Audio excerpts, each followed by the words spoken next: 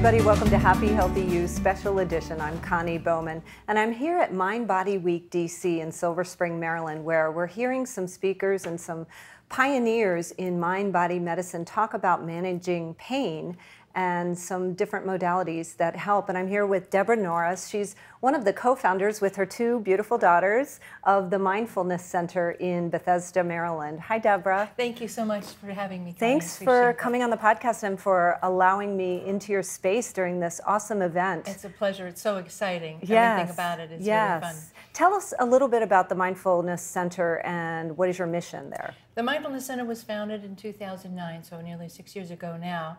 And the mission is to be the future of healthcare and to provide our healthcare through a non-profit. We're a charitable and educational research organization supporting our community locally. Awesome. And so the Mindfulness Center is sponsoring this MindBody Week That's DC. right. This is your third annual. This is our third event. Yes, it's almost annual since we took it over.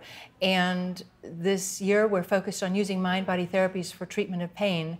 And I'm so delighted with the turnout and the number of people who've come from across the country to speak and share their knowledge, both in terms of research and practice. Yes, and you're really giving us the science behind why these modalities like yoga, meditation, Tai Chi, Qigong, why these things are working for people. Can you talk a little bit about that, about how this is the future of medicine and how you aspire to help that happen? Well, what's exciting for me is that now this is evidence-based best practices. And for those of us who've been in this field for a long time, there's been a big push to have these practices recognized because we've been aware personally, individually, in our practices, for our clients, that these practices are working.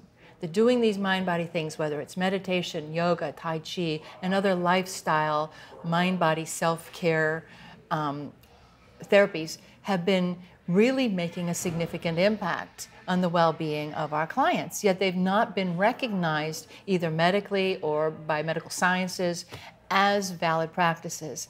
And we're seeing a shift. We're really seeing things start to change. Now, when we opened in 2009, mindfulness was a concept, but very few people had heard of it. Since then, it has exploded.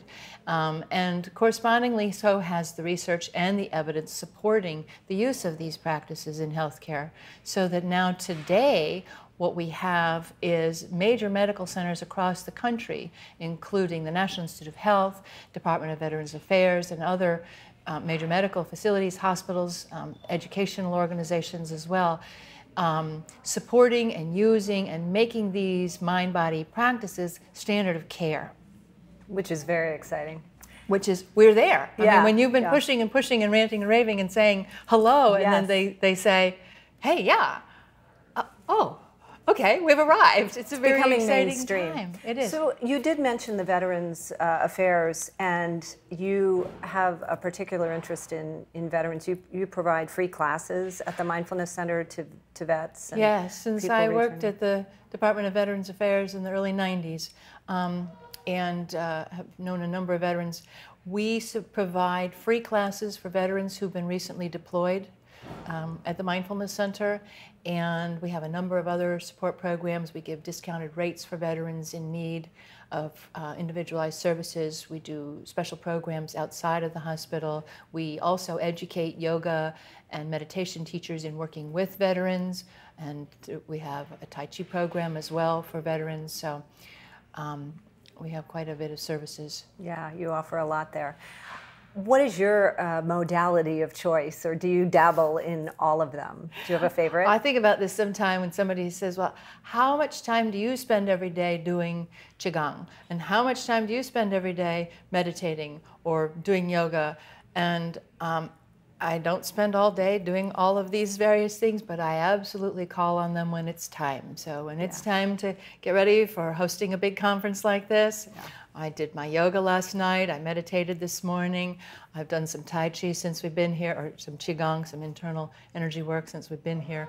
So I use them as needed. Nice to have those tools in your back pocket. Absolutely, because they work. And I think that's a great place to leave it, because I really want to impart to people that it's really a choice that everyone has to make for themselves. We are, as you said, our best personal researcher in your talk.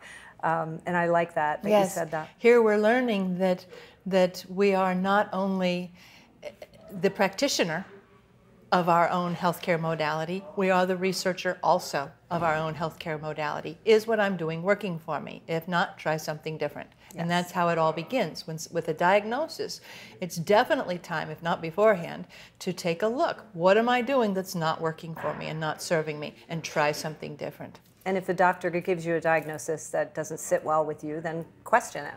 Well, question it.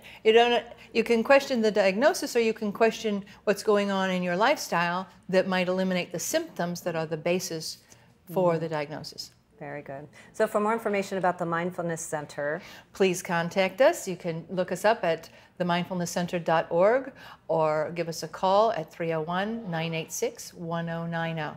Awesome. Thanks, Deborah. Thank you so much, Connie. Thanks. And you guys go out and have a happy, healthy day.